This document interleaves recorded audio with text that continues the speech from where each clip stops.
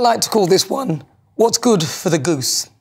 Rishi Sunak has finally stepped in on this ridiculous notion that you can host a play in our capital city and dare to choose the colour your audience should be.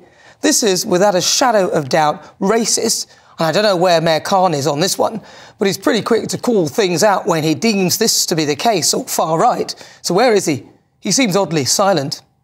I'm talking, of course, about The Slave play, written by Jeremy O. Harris, scheduled to be performed at the Noel Coward Theatre in London in a few months' time. Now, the theatre, which receives public funding, has earmarked 2 shows as black-only performances, or blackout nights, where white people are advised not to attend, so that a black-identifying audience would be free from the white gaze. That's not from people who are white and gay, by the way, although they wouldn't be welcome, but from the gazing eyes of all white people. Jeremy claims that he was doing this to enable the purposeful creation of an environment in which an all-black identifying audience can experience and discuss an event in the performing arts, film, athletic and cultural spaces. Come on, Jeremy, that's rubbish. How much more offensive can you get? And how weak do you think black people are that we can't handle white people looking at us? Get real. This sounds to me like an opportunity for unobserved racism. The statement read, "We want to increase accessibility to theatre for everyone, as long as you're not white." Paul Scully, if you're watching, this is a no-go zone right here.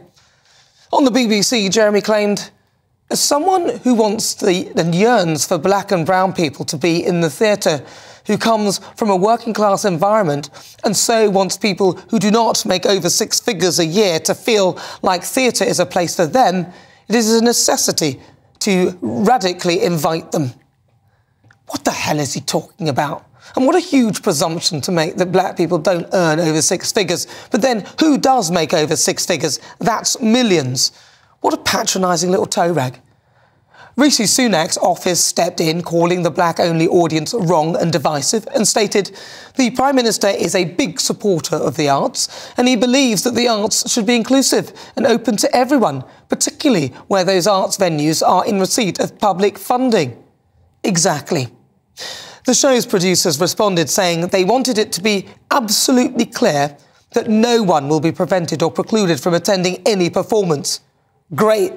But why would someone who's white want to come after being told in no uncertain terms that they're not welcome? It's ridiculous. We've been here before, though, with the Tambo and Bones performance at the theatre in Stratford East London. That awful term, white gaze, emerged. Ben Leo went to talk to the audience then. With white people. What's wrong with it?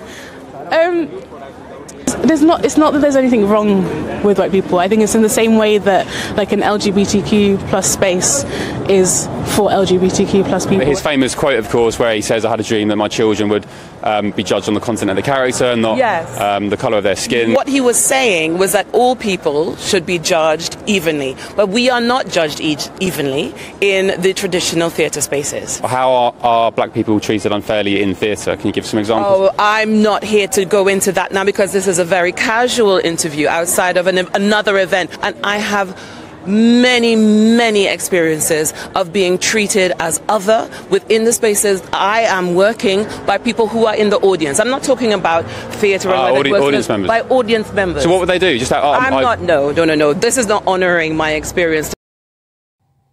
I mean, come on. In this day and age, how can the organisers not see the damage this causes? This is clearly a racist marketing ploy to get as much attention for the production, irrespective of the damage it causes, because this would not be allowed the other way around. If we carry on enabling this, we will end up in an apartheid state because what's good for the goose is good for the gander.